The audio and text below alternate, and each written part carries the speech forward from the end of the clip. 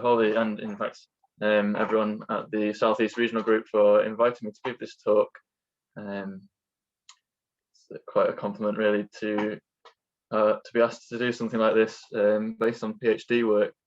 So this is kind of a summary of all my PhD work over the past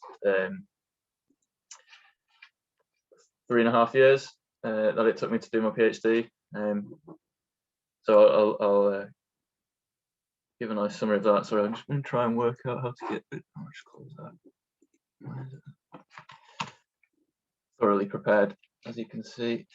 Okay, so the talk is titled Between the Ice and the Sea, and I'm really kind of talking about the role of geosciences in offshore wind, and kind of that's kind of the main focus of this talk really, is to try and elucidate exactly what understanding past landscape means for offshore wind, by actually having a look in detail at these past landscapes.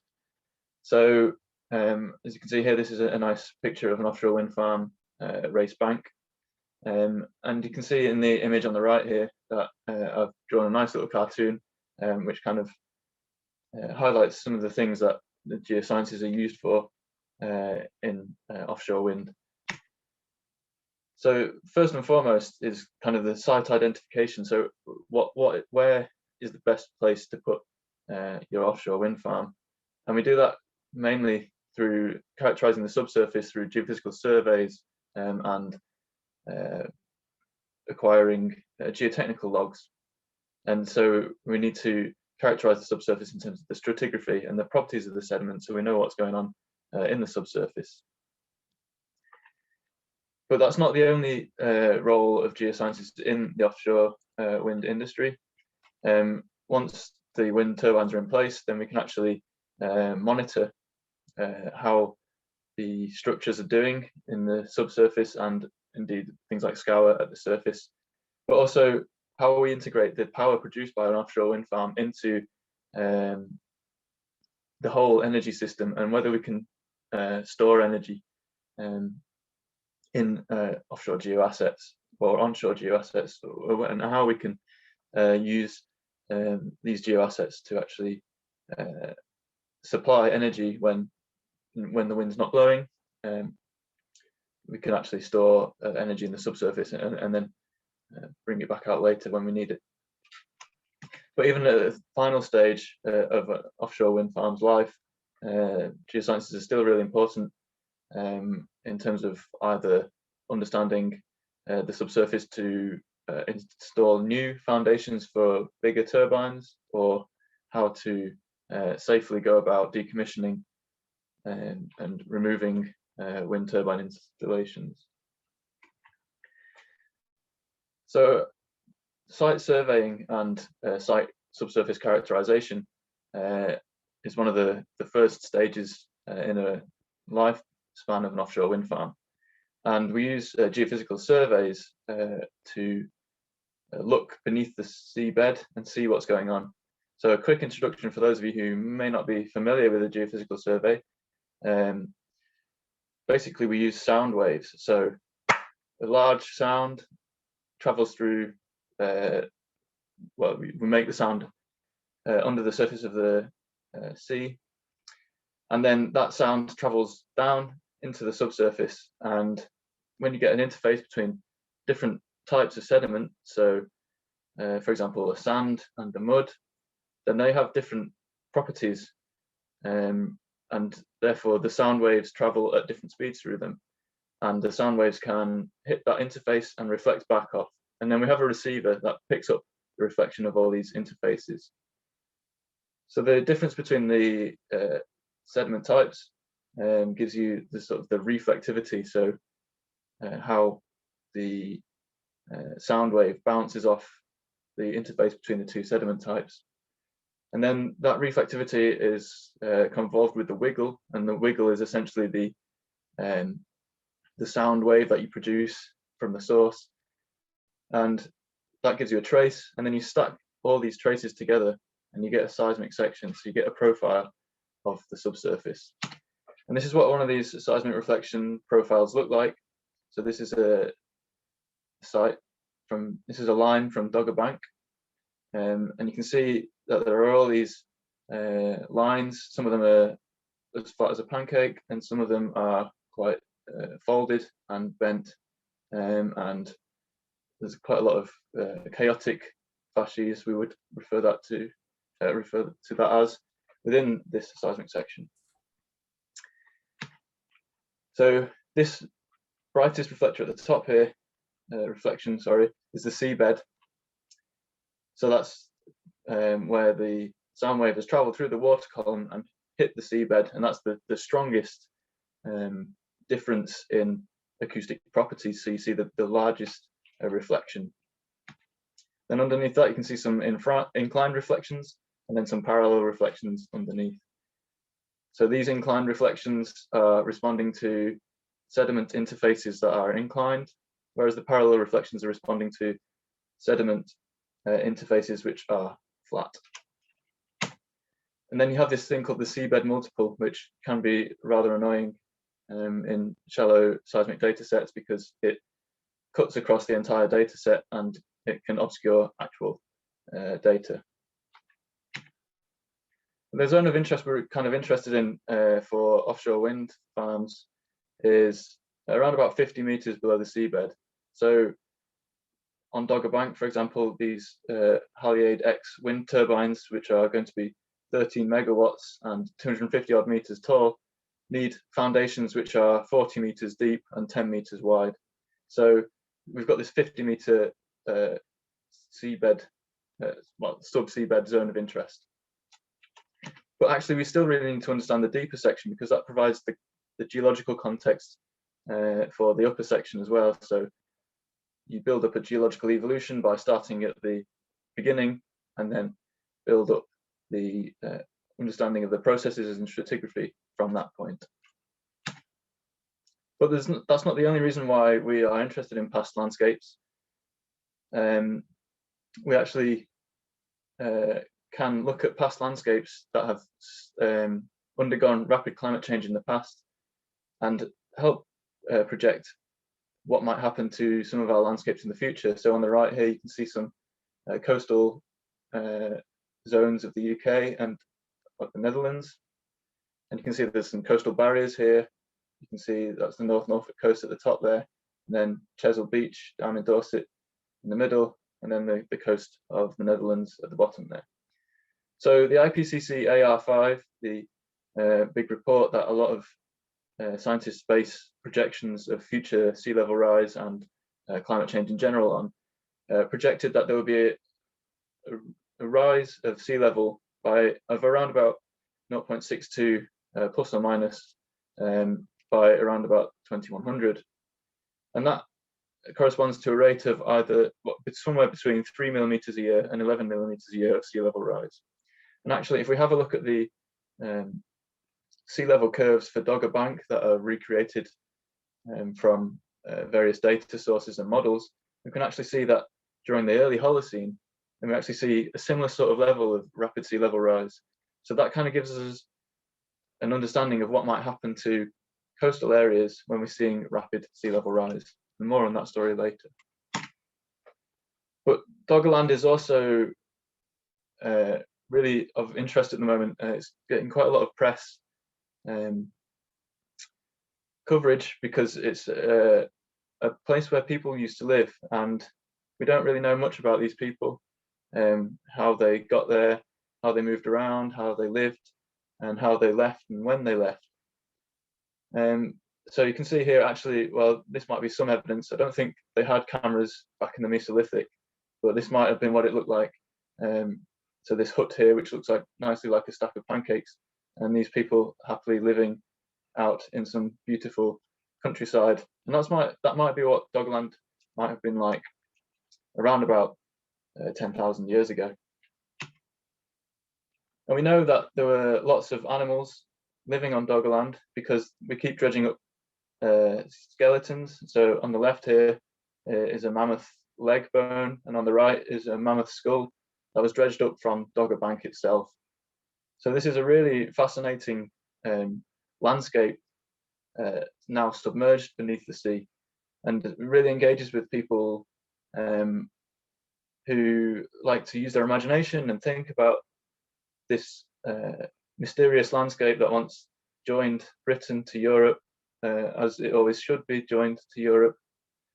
And actually, quite a lot of people are studying this. So there's various groups in Bradford and other places around the country who are studying the geoarchaeology of Doggerland and trying to work out how the people lived and where they migrated to and from, and whether things like the Storegga tsunami actually was a bad time to be living on Doggerland.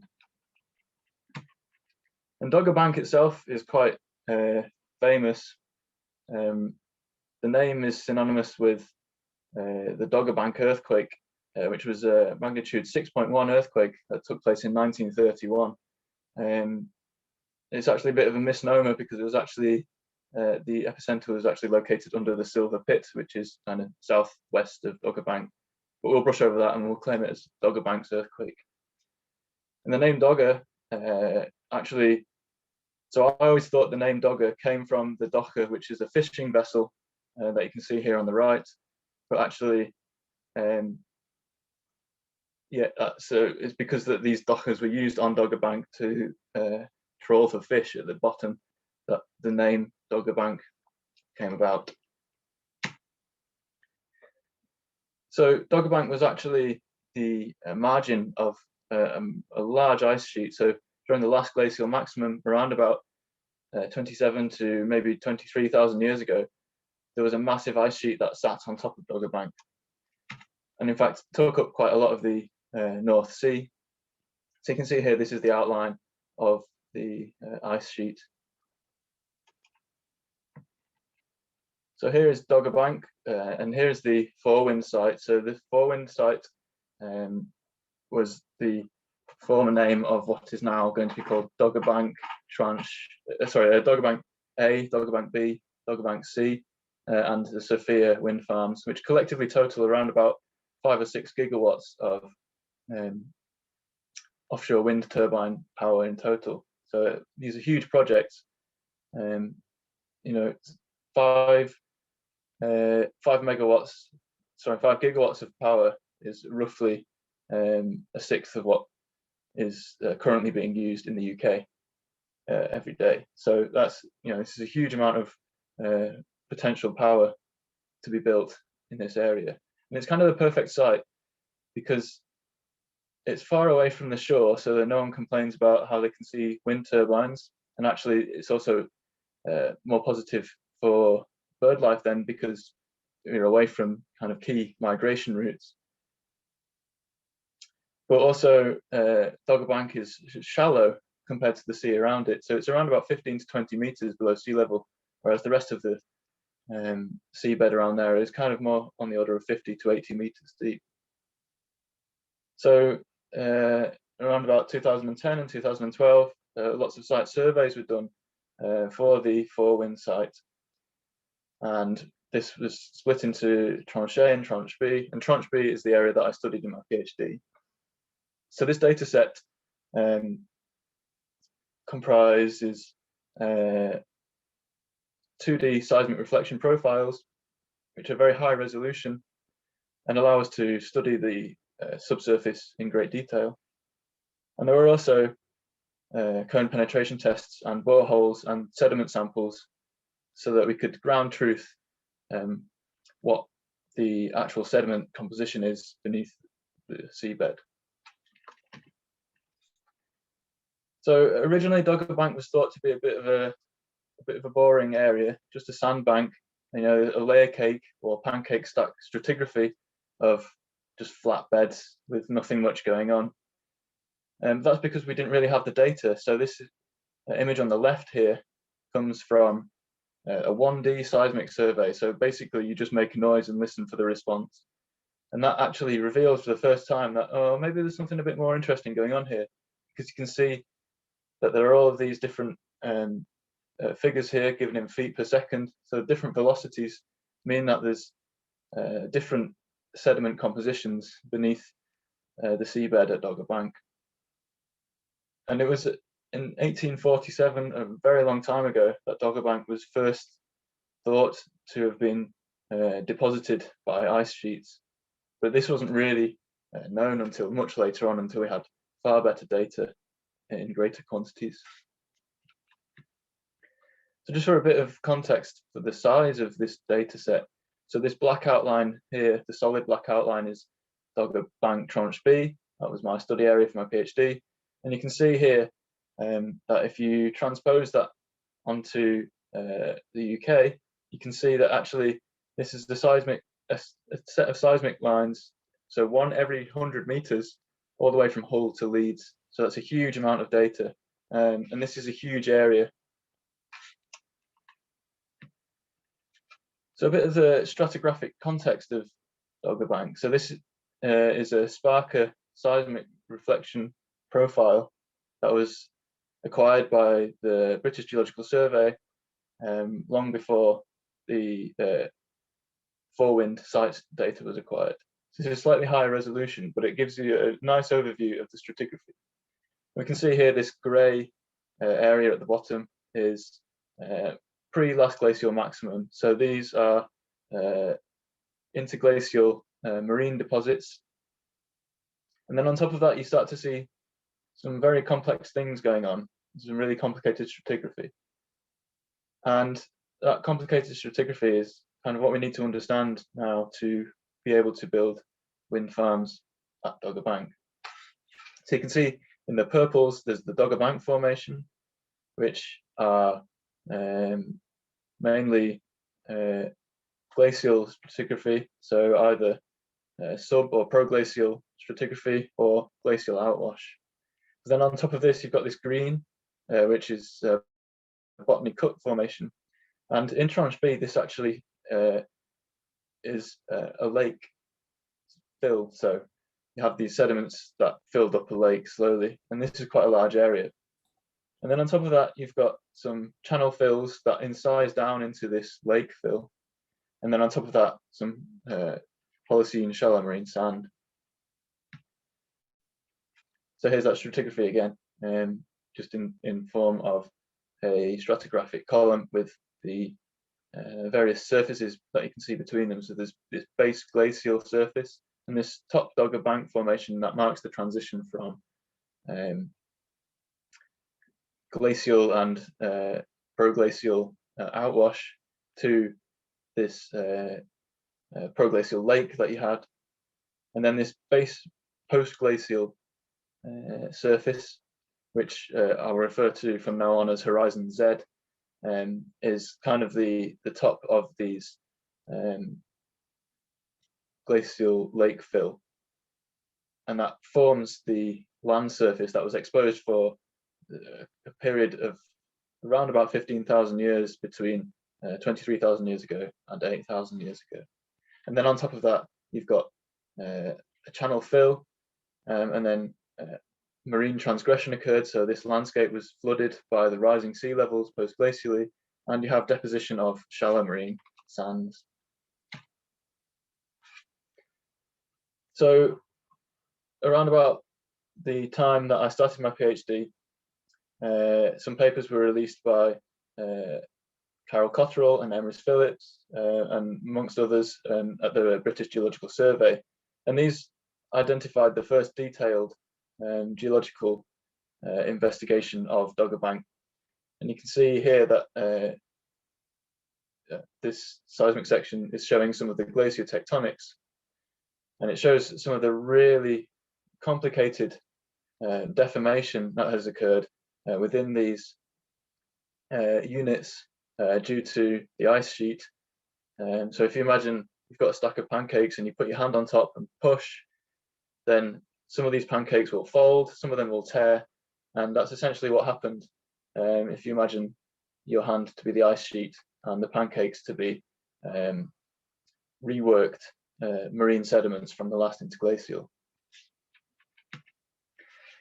And we also can look at things like vibrocores. So a vibrocore is basically a drain pipe shoved into the seabed to try and hopefully get as much as 6 meters worth of sediment recovered from the seabed. And that gives you a really good sample of the sediments just below the seabed, and a really high resolution and with stratigraphic context record of the sedimentology just below the seabed. So you can see here in this vibrocore, so this is vibrocore 197, acquired by the BGS in the late 1980s. And you can see that you have all these very fine layers of alternating clay and silts, with occasional laminae of very fine sand in them. And you can compare that to what you see in cone penetration tests. So a cone penetration test is basically where you take a cone and shove it down into the ground, and the amount of pressure you need to push that cone into the ground gives you a cone resistance. And that cone resistance tells you, here I've just used cone resistance, but you can use things like pore pressure to give you a kind of indication of what the sediments are beneath the subsurface. So here I've just simply used cone resistance as a rough proxy for low cone resistance being clay rich and high cone resistance being sand rich. So if you imagine a cone being pushed into the ground, the clay is actually easier to push into because of the way that the very fine clay particles can deform and actually are very low friction, so therefore you can push the cone in relatively easily. Whereas coarser sand grains are much more difficult to push through. Last year, maybe no, the year before that, sorry, before we all got told to stay indoors, I went to an airfield in Llanbedra in North Wales and tried to core using a hand corer through sand. And me and my friend Lewis will be able to tell you that it's very, very difficult to push a corer into sand. And that's why you get these high cone resistance values. So if we have a look at the detail of this cone penetration test, which goes much deeper than the vibrocore, you can get these down to 40 or 50 meters depth, then you can tell whether you've got a lot of clay going on, a lot of sand going on, or somewhere in the middle. So you can see in this test, this top, where they actually recovered a few samples as well, you can see they've got some fine sand with shell fragments in the top here, and that corresponds to high cone resistance values. In this middle section here, you can see these very clay rich, which correspond to the vibrocore that I showed in the previous slide.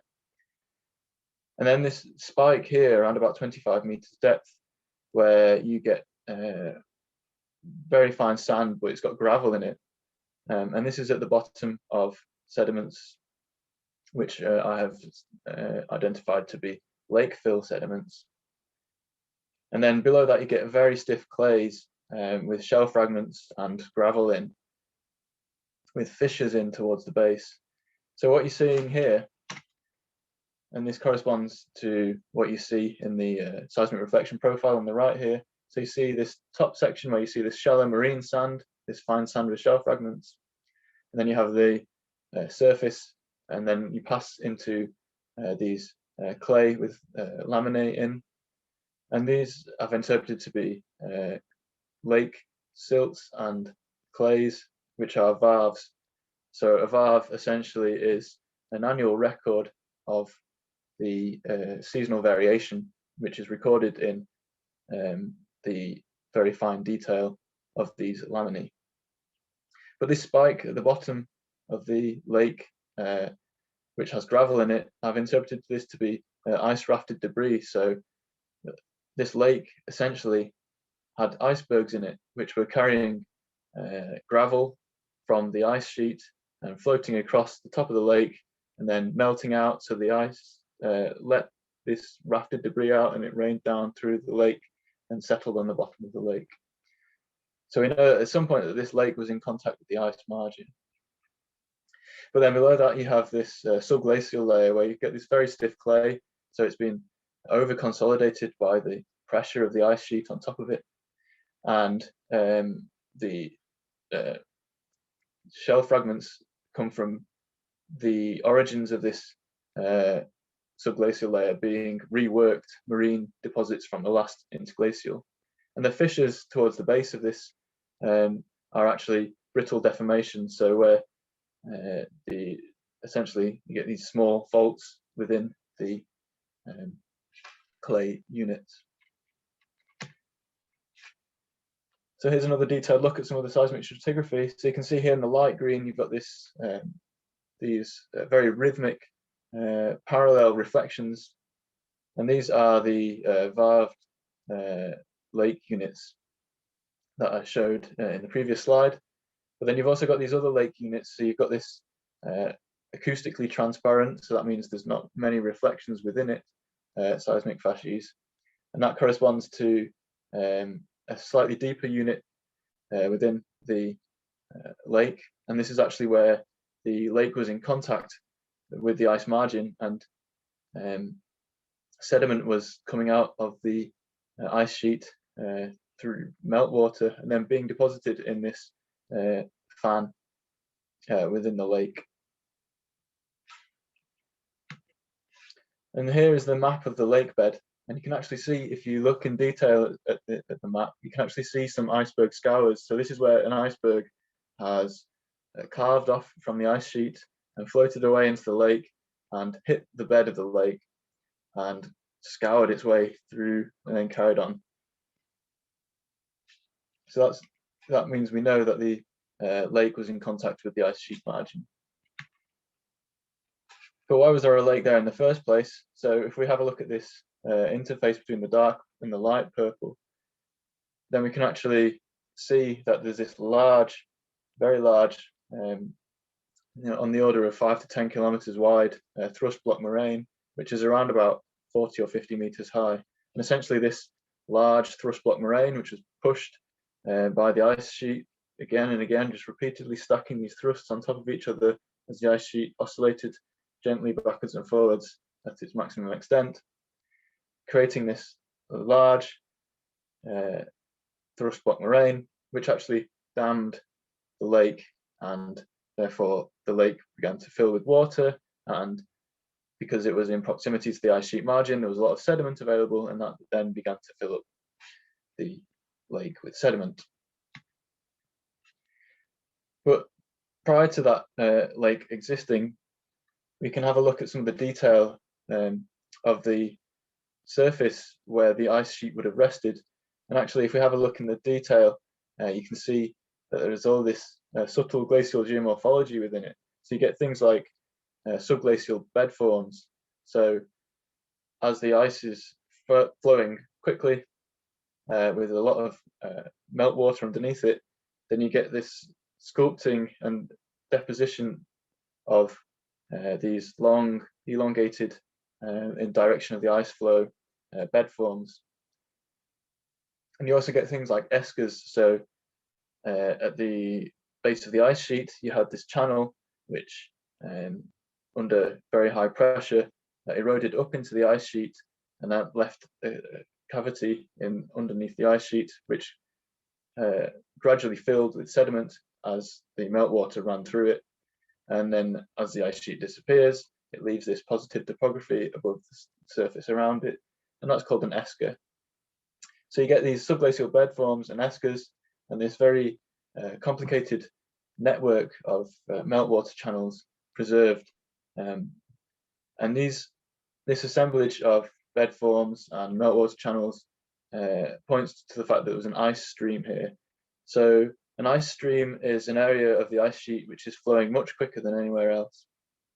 And this is interesting because it means that we have this ice stream and terminal thrust block moraine, and because you have this ice stream, you get this large thrust block moraine forming, and because this thrust block moraine is forming, it then allows later on, once the ice has retreated, this lake to form. So you kind of get this sort of interesting interplay and topographic control between this ice stream and this thrust block moraine, and then the lake. So the implications of all that for Dogger Bank. So here's the top left here, you can see the ice sheet at its maximum extent, which was around about 27,000 years ago, possibly a little bit earlier. And then in tranche A, which I haven't talked about, but is discussed by Phillips et al. 2018 and Cotterill et al. 2017, you see this very stepped rhythmic retreat of the ice sheets. You get lots of these smaller but much more regular moraines stepping back from the ice sheet margin in a low-bake nature. So you get this active, slower retreat in that section of the ice sheet. But over here in tranche B, where we had the ice stream, which essentially down-wasted and retreated very, very rapidly, you get much more rapid retreat. And then you get this proglacial lake forming because you've got the dam. But then after that, the retreat rate across the entire of Dogger Bank slowed down much more for around about 2,000 years. And then we know from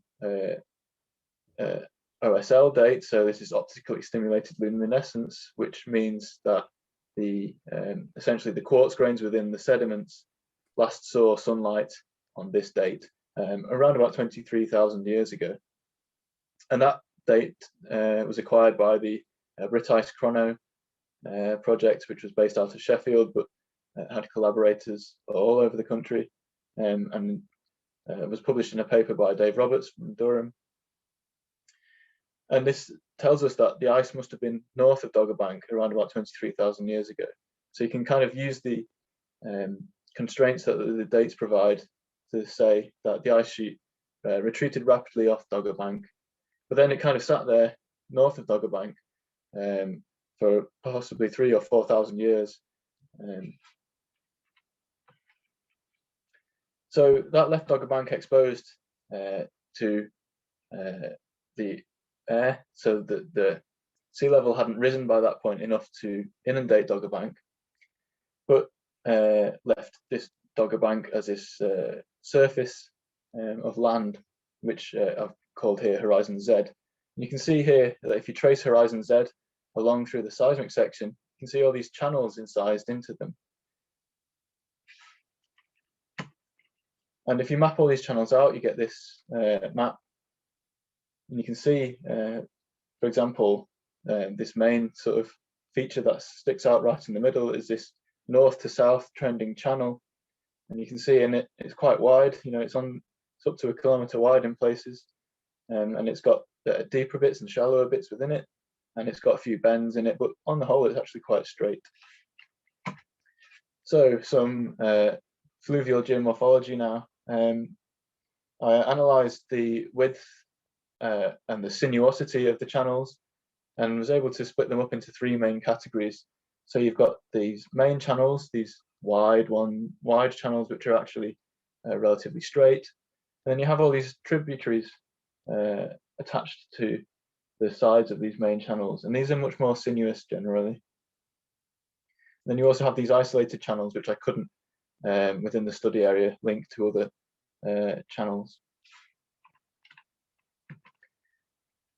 And if you have a look at some of the detail of some of the channel fill stratigraphy using the cone penetration test data, you can see that the 2 main types of channel fill, you have this generally clay rich and this generally sand rich within the channel fill. So I had a look at some of the detail of this main channel, this large north to south channel that I showed before. And you can see actually just how nicely preserved some of the fluvial geomorphology is within these channels. And you can see from the seismic section that you get stacked channels, and you can actually see braid bars. So these are essentially sand or gravel banks within the middle of the river channel. And you can see these actually nicely preserved within the seismic data and the channel fill. But if you have a look at the bottom seismic section here, which corresponds to the B prime profile at the bottom of the map, then you can actually see that the channel fill isn't always from sediments that were being carried in the river. Here, for example, the channel was actually left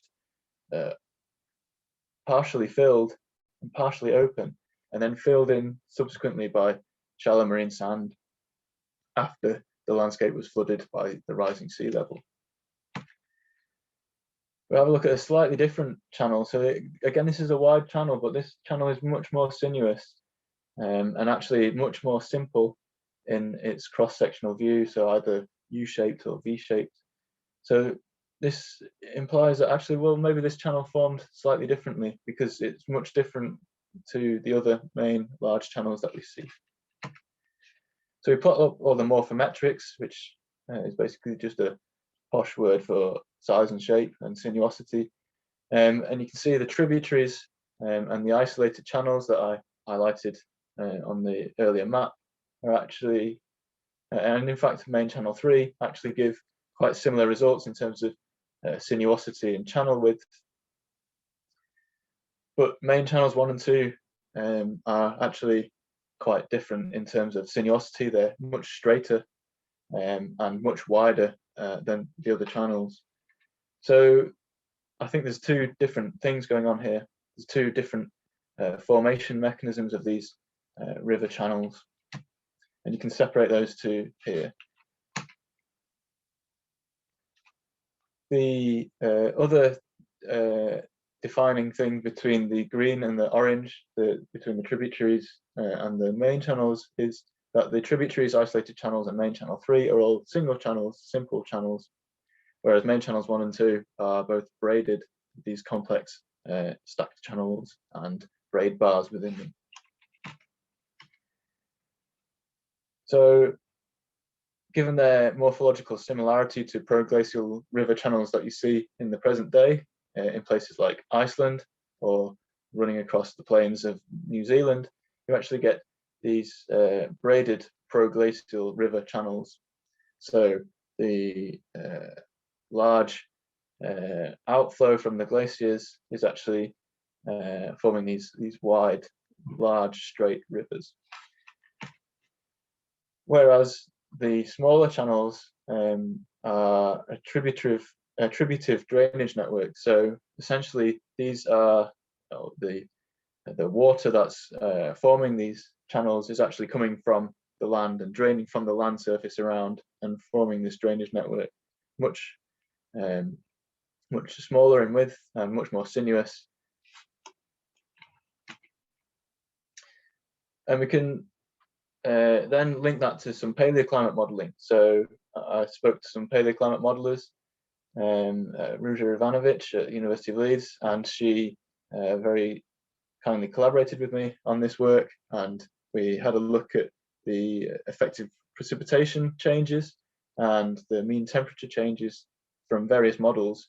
And actually you can see that around about 23,000 years ago, when we know that the ice sheet retreated off Dogger Bank, there was very low rainfall and very low temperatures. So we had this arid landscape where the only source of water was the ice sheet, until in fact the ice sheet retreated off Dogger Bank and left Dogger Bank dry with no source of water other than a little bit of precipitation. But then around about 17,000 years ago, temperatures started to rise much more rapidly. And in fact, effective precipitation, so the amount of rainfall and snowfall actually began to increase a great deal as well. And so therefore, you now had a large amount of water landing on Dogger Bank from precipitation, and that needs to drain away off this relatively flat landscape. And so you then form these attributive channel networks, which then actually feed back into those main proglacial river channels, and then fill those proglacial river channels back up again and drain the water off the bank. So this is what the landscape would have looked like after all those rivers had formed, and you had this landscape with all these rivers and tributive drainage networks flowing across what is a relatively flat landscape. And when I say relatively flat, I mean really quite flat. So imagine somewhere like Norfolk or the surface of a pancake, it's really rather quite flat. So that's kind of interesting in terms of what would happen once the sea level begins to rise, and what happens to this landscape and how rapidly does it actually transgress and become inundated. So I'm just going to have a look here down in the southeastern corner of my study area. And if you have a look in detail at the Pinger seismic data, so this is even higher resolution than the seismic, than the Sparker seismic data, then you can see there was a network of drainage channels within this, but you also see in the bottom here in the maps, which are blue, the yellow, the orange, you can see that there are these morphologies preserved within the data set that kind of look like cuspate spits and cuspate forelands with recurved ends. And if you have a look in some of the detail of these, you can see here, if you have a look at the seismic line, you can actually see the morphology of this very, very similar to how a barrier looks these days. So we've got these barriers, these coastal barriers preserved very, very nicely within the seismic data set here. You can actually see the direction of longshore drift as it would have been back in the day, here going from roughly east to west. So there were two phases of barrier. So this, confusingly, this is an old figure that I've put phase 1, which should actually say phase A, as it is in the 2019 paper mentioned here. And then there's this phase B. So this phase A, phase 1, essentially was flooded in place and preserved very nicely. Whereas phase B, you can get these landward stepping reflections in the seismic data, which tell you that actually the barrier here was behaving differently. And you actually get, instead of this sudden drowning in place of a barrier like you had at phase 1, here at phase 2, you had this barrier overstepping, so retreating much more continuously and being reworked as it's going on. And you have a look at some of the details between barrier phase A and barrier phase B, and actually barrier phase A was drowned in place because you have a very low angle topography below it. So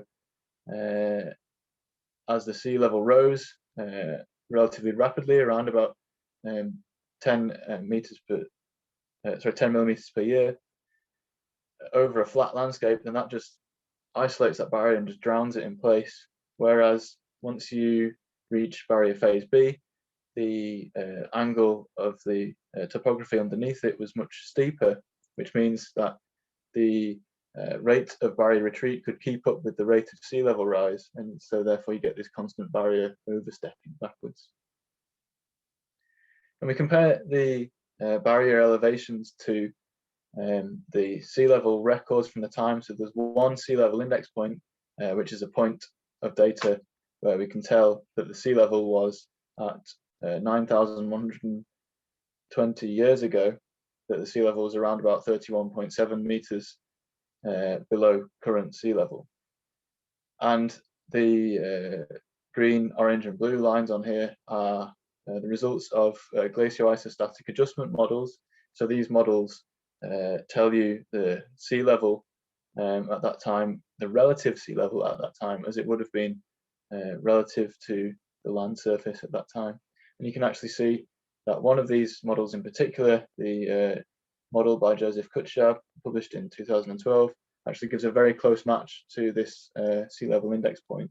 So I've used this curve to derive the sea level at various stages in time. So 10,000 years ago, 9,500 years ago, 9,250 years ago, 9,000 years ago, and 8,700 years ago. And these give us the sea level as it would have been during these times. So we can use those sea levels and flood Dogger Bank progressively. So you can see here in the initial stages that the river valleys are the things that start to fill up with sea first, as you might expect.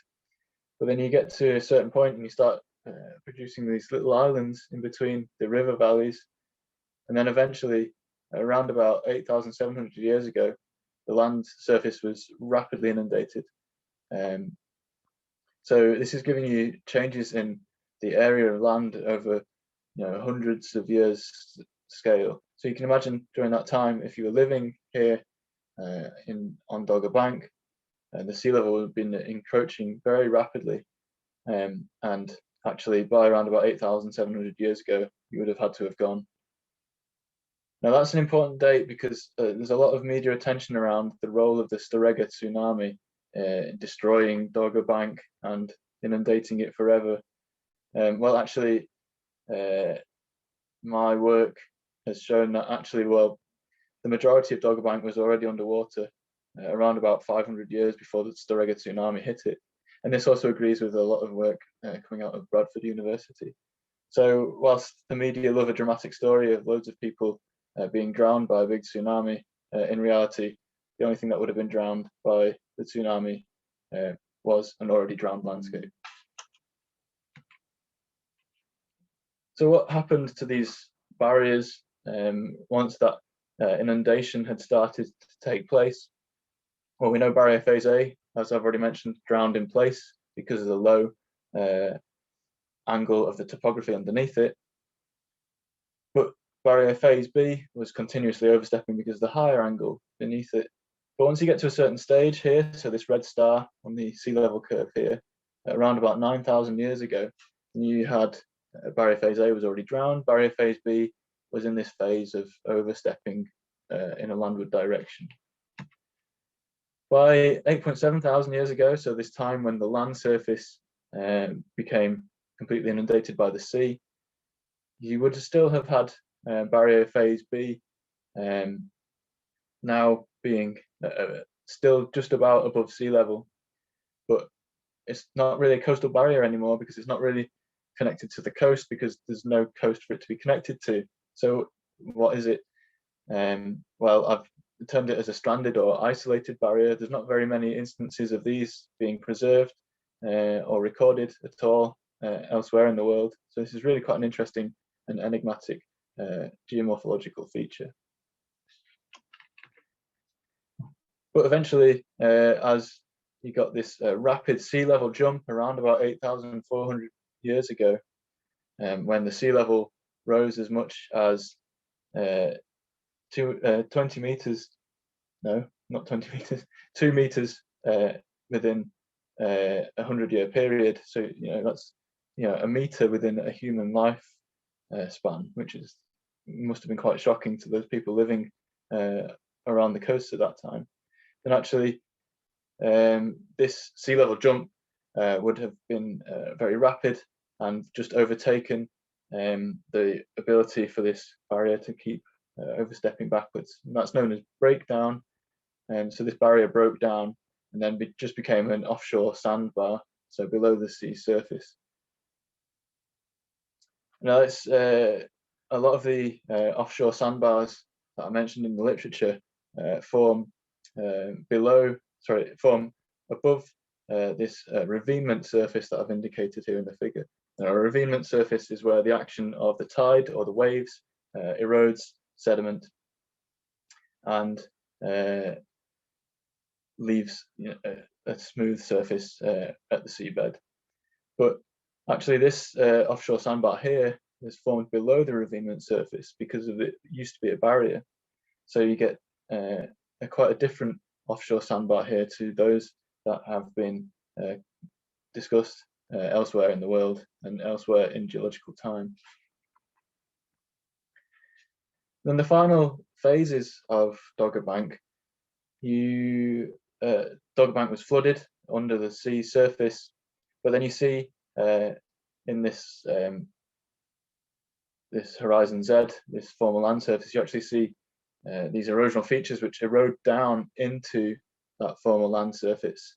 So these must have formed after the land surface was inundated by the sea. You can see here in the seismic section at the bottom that these actually cut through the river channel fill as well. And these scours I've put down to being tidal scours in origin. And you see these two big ones. There's this larger feature here and this smaller feature here. For a long time, we didn't really understand how these features had formed. and we didn't know what to call them, so the working title for them was the enigmatic cucumbers of Dogger Bank. But now the cucumbers have been solved, essentially, and you see actually that these are tidal scours. So when the sea level was still relatively low, you would have had a high bed shear stress, so essentially the current was rushing across the seabed at that time and forming these asymmetric tidal scours.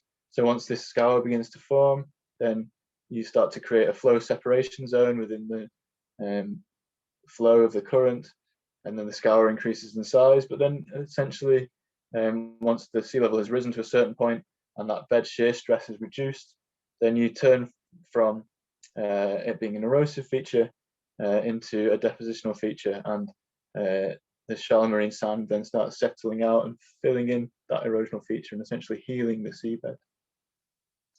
You can compare that to what you see in the modern day. So this bathymetry in the top right here, you can see these smaller scale scour swarms across most of Tranche A, and then very few actually within Tranche B. And what you can see here is that these much smaller scale scour swarms are very different in morphology to the large features, and that essentially is being controlled by the stratigraphy and the sediments that these features are being eroded into. So these large features were eroded into the proglacial lake fill sediments, and these proglacial lake fill sediments had sat around for around about 15,000 years drying out, so they became over consolidated and stiff and cohesive, so that when the tidal scours were being eroded, it was eroding large chunks and eroding these big large features in long forms.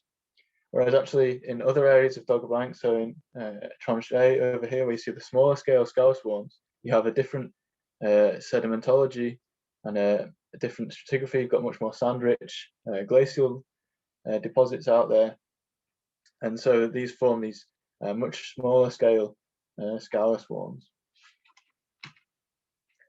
So we've had a complete landscape evolution there, all the way from there being an ice sheet all the way to it being under the sea.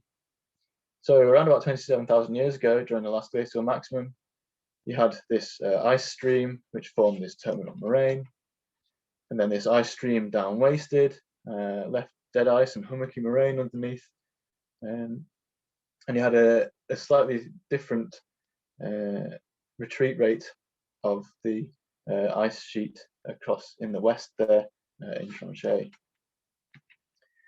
And then that location of that former ice stream became dammed and flooded with meltwater, so you had this proglacial lake forming, and then that proglacial lake began to fill with sediments the longer it stuck around for.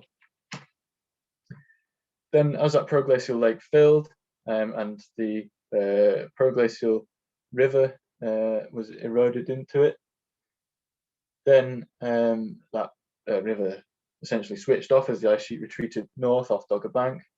But then around about 17,000 years ago, when you had that increase in precipitation, then you had the drainage of the rainwater or precipitation from Dogger Bank, incising this dendritic drainage network into the land surface of Dogger Bank.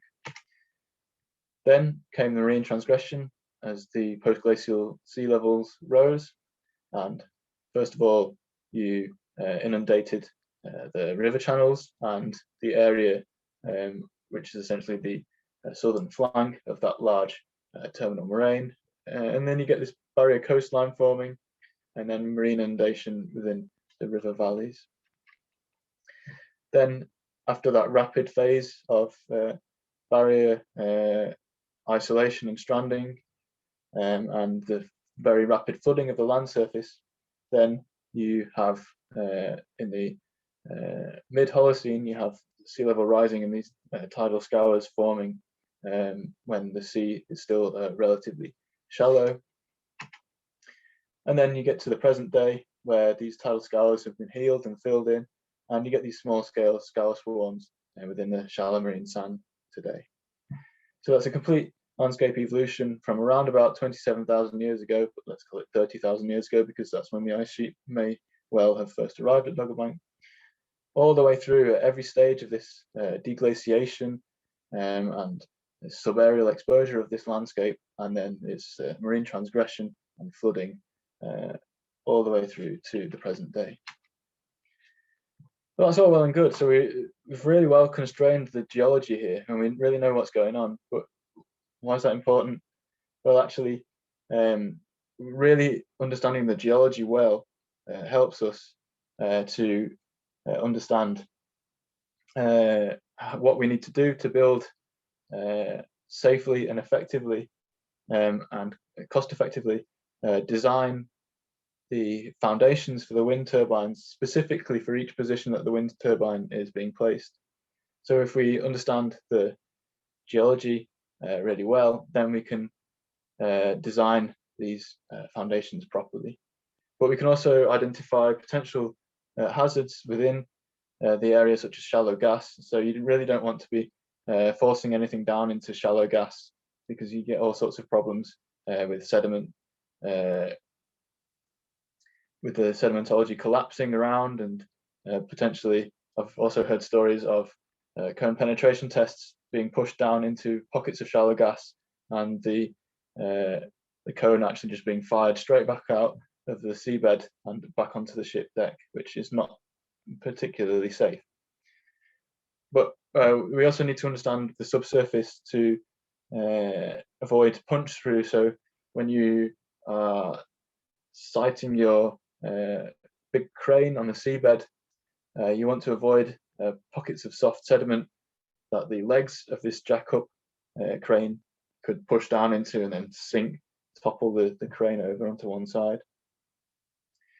But you also understand how the recent geological history of the sediment mobility, so these things like the small-scale scour swarms that we were seeing of the present day seabed of Doggerbank, that informs us of what may happen to scour. So scour essentially is where you have the large turbine foundation, and then the current at the bottom of the seabed removing sediment around that and creating a scour around the turbine base, and that can lead to stability issues.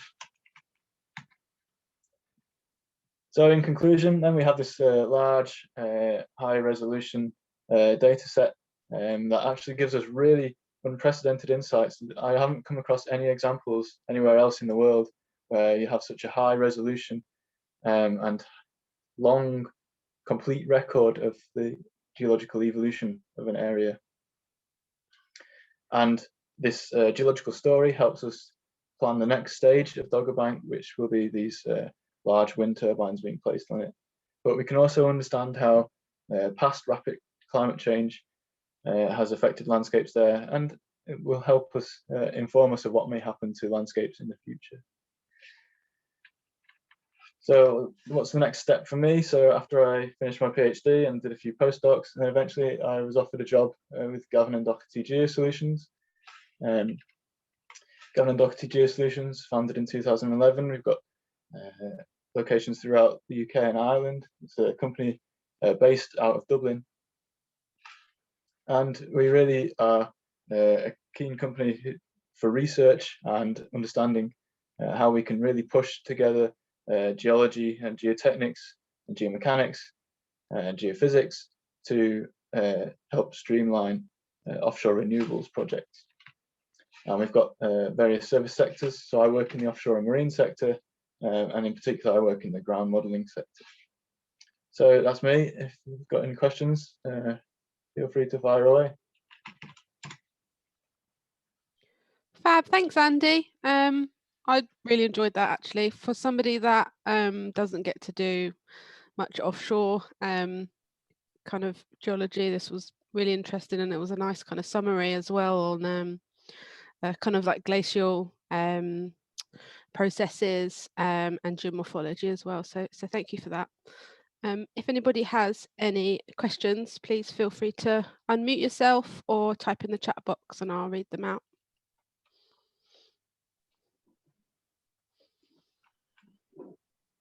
Just so you know as well, Andy, you had 100 people on the call today. Wow. Yeah, so I think that's a record. So I'm giving you a virtual clap right now. Thanks very much. Does anybody have any questions? Can I ask, Andy, that was brilliant, a brilliant amount of work you've done, and fantastic, the data that's available and the technology.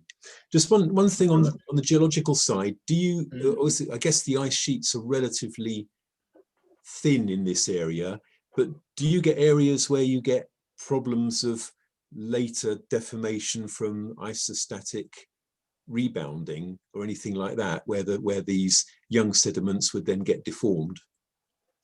So the thing with isostatic rebound is it's on such a large wavelength that you don't really get local deformation occurring that much. Okay. So essentially because the landscape is so flat and the isostatic rebound is over such a long wavelength, you don't really see any further deformation due to that.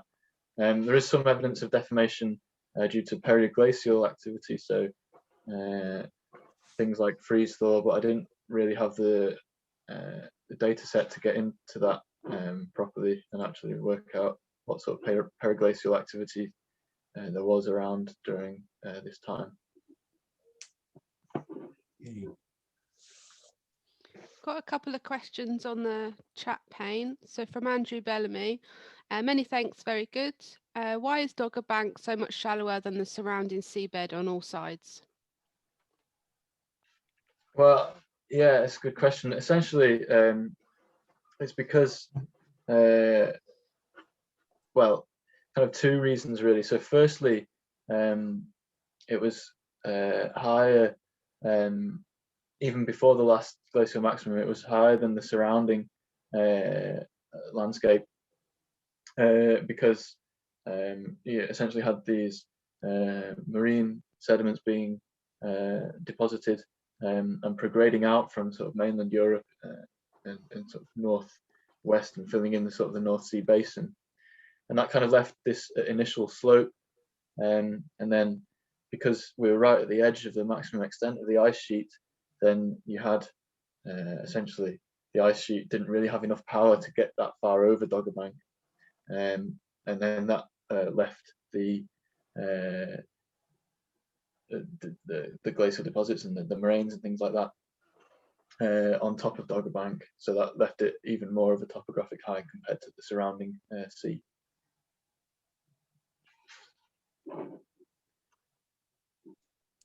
Fab. So our next question is from Mark Coughlin. Lovely talk, Andy. Your over-consolidated lake sediments, how sure are you that these aren't over-consolidated because of being overridden by ice again? That's a very good question. It's a question I've been asked many times, and essentially you saw the reflections within that that proglacial lake fill are all very parallel, and they're all very undeformed essentially. So it's hard for me to envisage stratigraphically how you would have an ice sheet which was formerly so destructive and so deforming in its nature to then retreat and deposit these proglacial lake sediments and then advance again over and then not actually then leave any evidence of there being ice elsewhere either, and just leaving just this proglacial lake undeformed and over consolidated. Sorry, Andy, if I could just unmute myself. And yeah, that makes sense from the geophysics, I suppose. How you do your over consolidating, mean that you do lab-based tests. You know, there are ways of checking to see how much consolidating it has happened and relating that to different processes. So certain degrees of over consolidations can be correlated with, say, certain thicknesses of ice. that's been done for kind of sediment to other valleys before, and that kind of thing. So yeah, no, like you said, what you said makes total sense. It's just interesting to see big sediments like that being over consolidated that much. Yeah. No, I think I did try and do some just quick back of the envelope calculations. Oh dear, sorry. Can you still hear me all right? Yeah, perfectly. Yeah. I did essentially I did some very quick back of the envelope calculations to see, and it kind of tallies with the sort of over consolidation ratios you get in sort of desiccated sediments. I haven't really done much more than that. It's not really proof, but it's kind of evidence that I'm happy that it agrees with the sort of the stratigraphy and the lack of deformation, that this is all subaerial exposure that has over consolidated these sediments.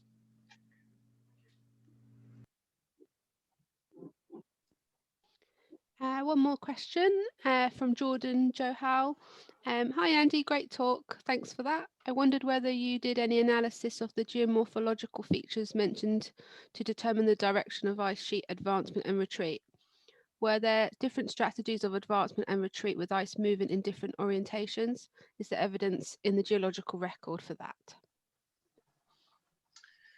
Well, yeah. So the subglacially streamlined bed forms that I showed, and the location of the terminal moraine show that the ice flowed from the northwest and flowed towards the southeast, and then it's kind of different to what you see over in Tranche A to the west, where you see these much more arcuate moraines, and these arcuate moraines imply that there's a much more lobate shape of the ice sheet margin at that point.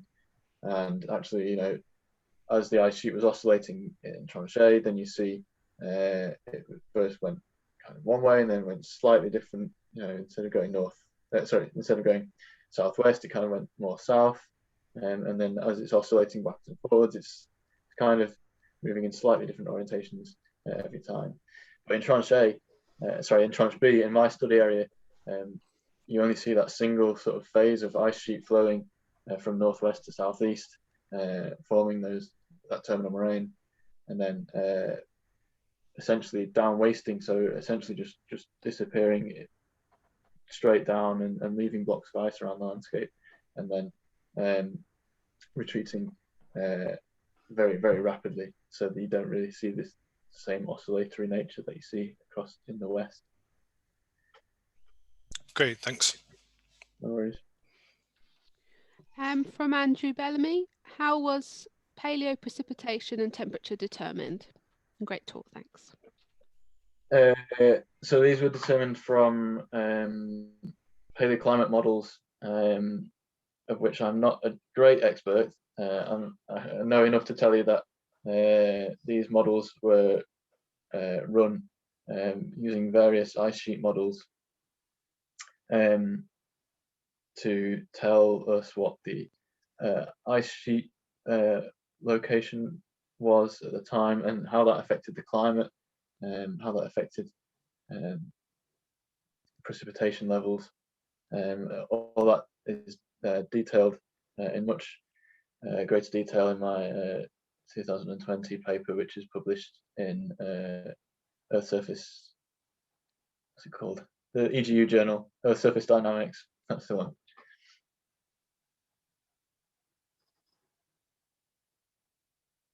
Does anybody else have any other questions for Andy?